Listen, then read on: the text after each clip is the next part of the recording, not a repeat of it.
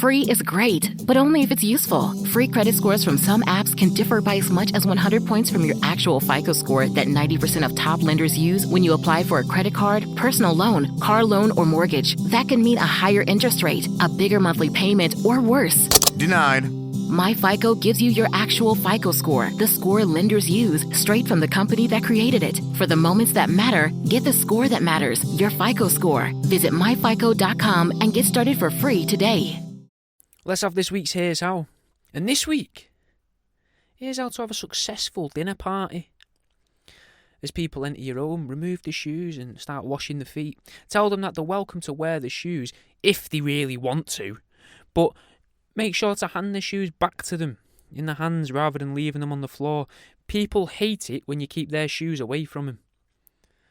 Serve nothing but non-alcoholic beverages without the knowledge of the guests, and secretly film the evening through little hidden cameras around the house.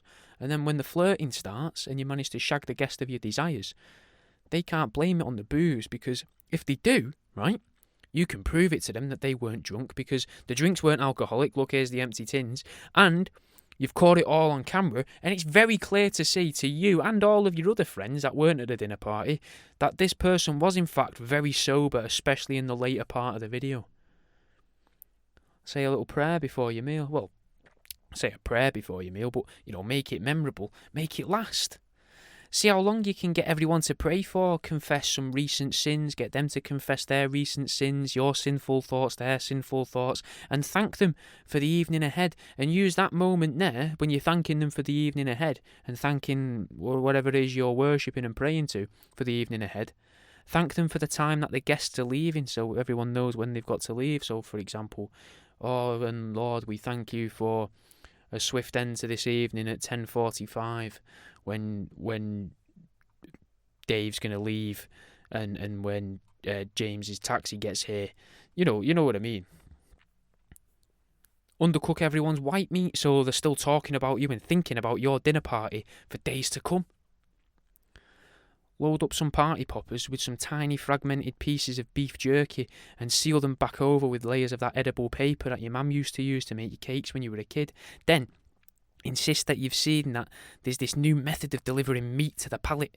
Tell your guests to cover the throat with the tongue so they don't choke, and to perch the lips around the rim of the party popper. Then fire that biltong into the bottom of the mouth, telling your next guest that it's the popping that's the best.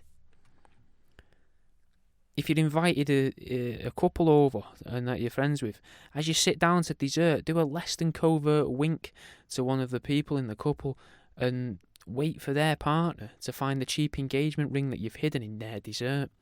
When they dig it out, raise your hands looking at them saying, "Oh, don't look at me," and stare at their partner who didn't find the ring and encourage them. What a memorable evening.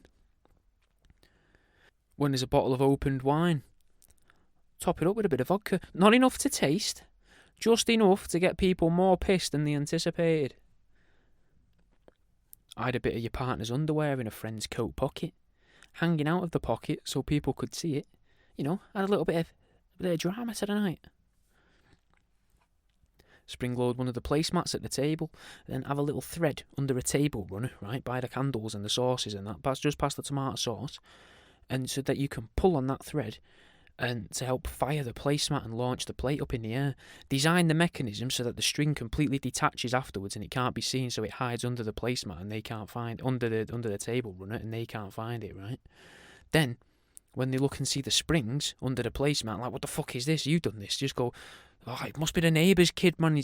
He's always doing things like this. I don't understand how or where he even gets the money from to do it and how he does it, but he's always coming in here and spring loading things, messing about with stuff. I knew I shouldn't have told them next door that we was having this. Swap your toilet brushes for fire bellows. Then, the next morning, send a message into the group chat asking why someone used your fire bellow in the toilet. And that's the end of this week's Here's How. Thanks for listening, man. I won't take up too much of the time because it's over, and hopefully you're listening to all of these one after the other or on repeat, maybe the same episode on repeat. But fucking leave us a review if you can, mate. Fucking share it with a mate, send it to your nana. I don't mind where you send it to, but if you get more people listening to it, thank you. If you did enjoy it though, fucking join the Patreon, mate. www.patreon.com/worldaroundyou. There'll be a link in one of the links in the description, I would imagine, of the one you're listening to. You can join for £1, $5, and you get access to all the video versions of these. You'll end up about 4 or 5 episodes ahead as well through Patreon, and you get access to some of my books as well, and a little discount code for some of the canvases as well.